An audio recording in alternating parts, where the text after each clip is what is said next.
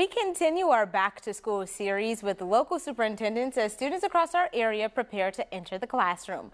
Last week, we sat down with Peoria Public Schools Deputy Superintendent, and today we're pleased to welcome Dr. Scott Dearman, Superintendent of Dunlap School District 323, to the studios. Welcome, Dr. Dearman. Thank you. Thank you so much for being here. So excitement around this new school year, right? How's the staff feeling this time of year? Well, we had new teacher orientation today, so everyone's very excited. It's that time of year.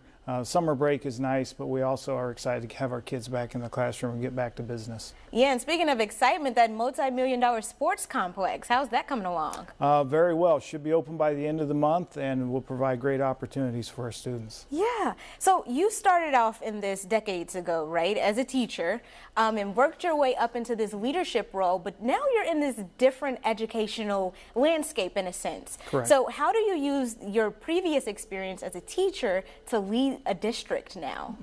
Well, you lean on the fact that, you've been there, done that, so you've experienced. Now, it's been a while since I've been in the classroom, but I still understand some of those, feelings that they have, concerns, and also, not only from the teaching perspective, but the student perspective. And I think that gives me insight when decisions are made and how they're going to impact everyone involved and the greater outcome. Yeah. What are some of the top priorities for the district this year? As always, every district says this, and rightfully so. Safety is always first. So, making sure we have everything in place for that. And so that's the number one concern. The other priorities are always looking to make sure that, the educational outcomes are in line with what we want as a district, as a goal with our mission and vision statements, to make sure those are all aligned. Yeah, and shifting back to the point that this is a different educational landscape, right? Schools are kind of expected to not just focus on academics, but the social and mental and emotional well-being of a child. So how is the district navigating that to ensure that they are completely supporting the child? Well, social emotional learning is a huge initiative amongst all districts at this point in time, as it should be. With that, you prioritize those items based on students' needs, and then you bring in the appropriate resources to meet those. So yes, that educational landscape over the last 33 years that I've been involved has changed tremendously, and the amount of supports that are available to students outside of just the academics has really increased, and try to help those students that need those services. Yeah, and leaning on that village, I'm sure, also plays a part too. So how can parents help support in that endeavor? A rising tide lifts all boats. So, parents, if they can partner with the school, we emphasize this all the time to, emphasize to your students the motto, you see something, say something. Unfortunately, in all these incidents that have occurred, speaking primarily of the school shooting type violent situations, somebody either knew something, heard something, or suspected something in almost every case prior to.